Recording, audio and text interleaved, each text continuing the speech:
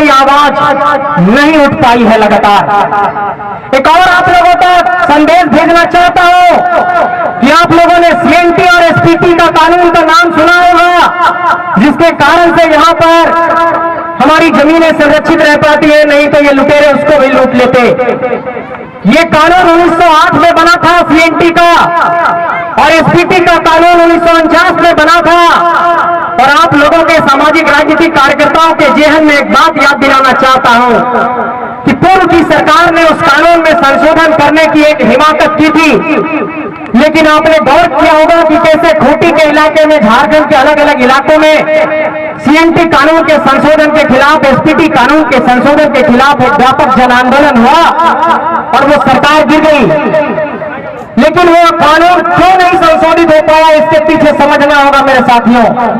क्योंकि सीएनटी का कानून संविधान की 9वीं अनुसूची का कानून है, और 9वीं अनुसूची के कानून को ही राज्य की सरकार संशोधित नहीं कर सकती है। उसके लिए एक बहुत लंबा प्रोसेस है कि संशोधन का जो है प्रस्ताव जाएगा स्टेट से, फिर वो केंद्रीय गृह मंत्रालय के पास जाता है, फिर वो सेंट्रल कैबिनेट के पास जाता है, फिर सेंट्रल कैबिनेट निर्णय लेती है तो सदन पे रखा जाता है, सदन में फिर जाकर के वो लोकसभा से राज्यसभा फिर राष्ट्रपति के पास जाता है, तब कानून 9वीं अनुसूची में शामिल होता है।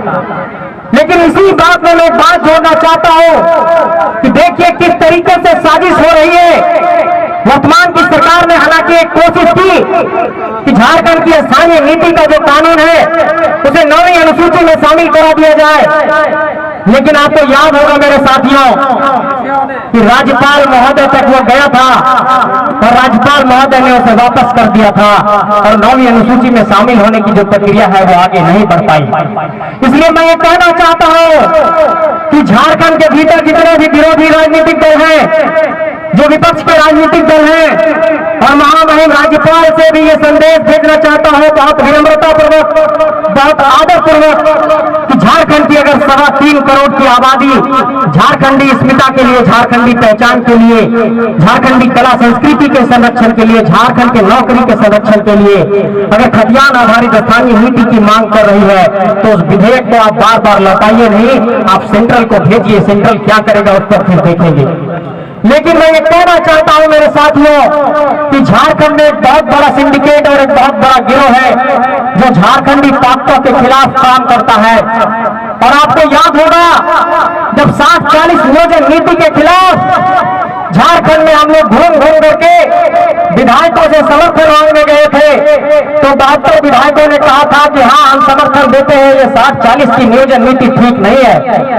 लेकिन इन्हीं विधायकों से जब हम लोगों ने इस बात की अपेक्षा की कि जब आप सदन के भीतर जाएंगे तो सदन में झारखंडियत की आवाज बुलंद करिएगा, लेकिन उन्होंने सदन में झारखंडियत की आवाज को बुलंद नहीं किया, सदन में झारखंडियत की आवाज को बुलंद नहीं किया। और झारखंडी हक अधिकारों की आवाज को लेकर के जब भी हम लोगों ने कहा कि जब 72 लोगों ने, आप लोगों ने समर्थन दिया, तो सदन के भीतर आपकी आवाज क्यों चुप हो गई। इसलिए उन लोगों से भी ये कहना चाहते हैं कि ये दोहरा चरित्र नहीं चलेगा। इस दोहरे चरित्र के कारण झारखंड के हक अधिकार को लगातार मारा जा रहा है, और इसलिए यहाँ के तमाम विधायकों और सांसदों को हम लोगों ने कहा कि जो इच्छा शक्ति आपने हमारे कागज और समर्थन पत्र पर साइन करने को लेकर के दिखाया था, वो सदन के अंदर आपका क्यों मर जाता है, इस पर वो चुप्पी साध लेते हैं। मेरे साथियों एक बात और आप लोगों से कहना चाहता हूं, यहाँ पर नौजवान लोग जो ग्रेजुएशन कर लिए हैं वो तैयारी भी कर रहे होंगे तमाम परीक्षा की।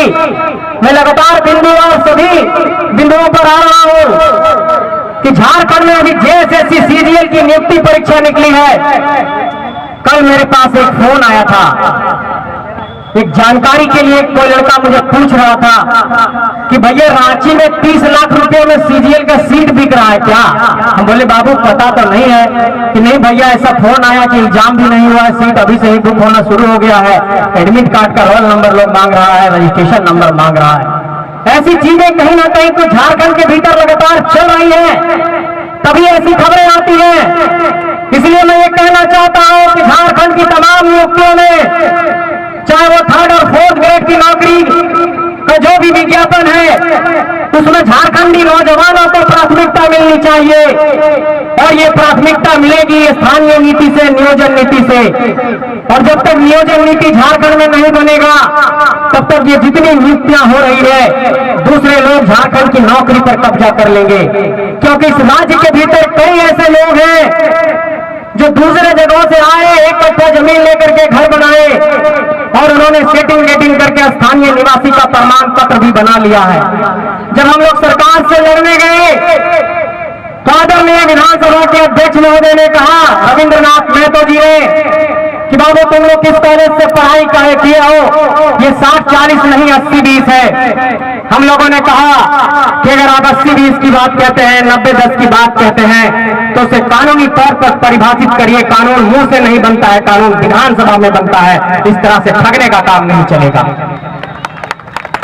मेरे साथियों, जो नौजवान तैयारी कर रहे होंगे जेपीएससी की, गौर करिए कि झारखंड में 22-23 सालों में सिर्फ 10 बार जेपीएससी की परीक्षा हुई और अभी जब 11वीं और 12वीं जेपीएससी का विज्ञापन निकलने का वक्त आ गया है तो अभी तक विज्ञापन नहीं निकला है। मैं सरकार के अनुमान से राजनीतिक सत्ता में जो नीचे और ऊपर बैठे हुए लोग हैं उन लोगों से ये पूछना चाहता हूं कि अभी अगस्त का महीना है, दिसंबर के महीने से आप लोग चुनावी मोड में, लोकसभा के इलेक्शन के मोड में चले जाएंगे। लोकसभा के बाद विधानसभा का चुनाव होगा। ऐसे में जो तमाम नियुक्ति की प्रक्रिया है उसको आप कैसे पूरा करेंगे? झारखंड में 4,64,000 सरकारी पद सृजित हैं, उसमें सिर्फ 1,88,000 पदों पर ही यहाँ पर जो है कर्मी नियुक्त है, बाकी पद खाली है। मैं ये पूछना चाहता हूँ कि क्या सरकार इन नौकरियों को झारखंड के लोगों को देना चाहती है या फिर इन नौकरियों को बेचना चाहती है? सरकार अपना रुख स्पष्ट करे, क्योंकि झारखंड में स्थानीय और नियोजन नीति नहीं है तो सरकार नियुक्ति किस आधार पर लेगी? इसलिए एक बार बुलंद आवाज में आप लोगों से ये कहना चाहता हूँ कि पहले नीति को तय करो, तभी नियुक्ति लेने देंगे, उससे पहले नहीं चलेगा कुछ भी।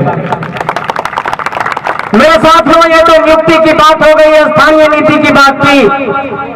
मैं एक बात और आप सबसे कहना चाहता हूं कि यहाँ पर हमारे एसटी समाज के भी होंगे, एससी समाज के भी होंगे, ओबीसी समाज के भी होंगे, लेकिन बड़े बुजुर्गों, आप लोगों तक संदेश भेजना चाहता हूं कि इस देश में 1979 में एक मंडल कमीशन बना था।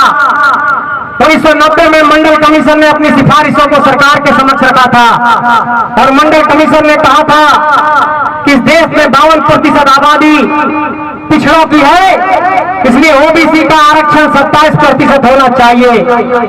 लेकिन साथियों, ये बहुत दुर्भाग्य की बात है कि हम लोग ओबीसी समाज में हैं, लेकिन झारखंड में ओबीसी का आरक्षण सिर्फ 14% है, 27% नहीं है। और झारखंड के 7 ऐसे जिले हैं जहां पर ओबीसी का आरक्षण 0 है। और परसों 4 दिनों पहले झारखंड में न्यायिक परीक्षा का एक विज्ञापन निकला। न्यायिक परीक्षा मतलब जिससे जज बनेगा, उस परीक्षा में ओबीसी को 0 उम्र का छूट दिया गया है। 2018 में वैकेंसी निकली और 2023 में भी वैकेंसी हो रहा है, 5 साल बाद वैकेंसी हो रहा है, लेकिन उम्र सीमा में छूट नहीं दिया गया।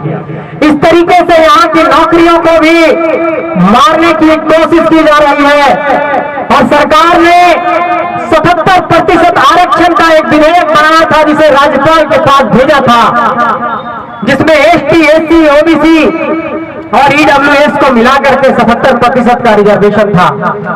मेरे साथियों, मैं ये कहना चाहता हूं कि 77% के रिजर्वेशन को भी राज्यपाल महोदय ने उस विधेयक को वापस कर दिया था। तो इसलिए मैं तमाम लोगों से यह सवाल पूछना चाहता हूं कि झारखंडियत की हम लोग आवाज उठाते हैं तो लाठी मारते हैं, सरकार को विधेयक बना करके भेजती है तो राज्यपाल वापस कर देते हैं, सेंट्रल तक नहीं पहुंच पाता है। सरकार से गुजारिश करते हैं तो सरकार कहती है कि हम लोग किसी के एजेंट हैं। तो आखिर ये झारखंडी कहां जाएंगे? इस बात पर आप लोगों को सोचना होगा और एक वैकल्पिक रास्ता निकालना होगा।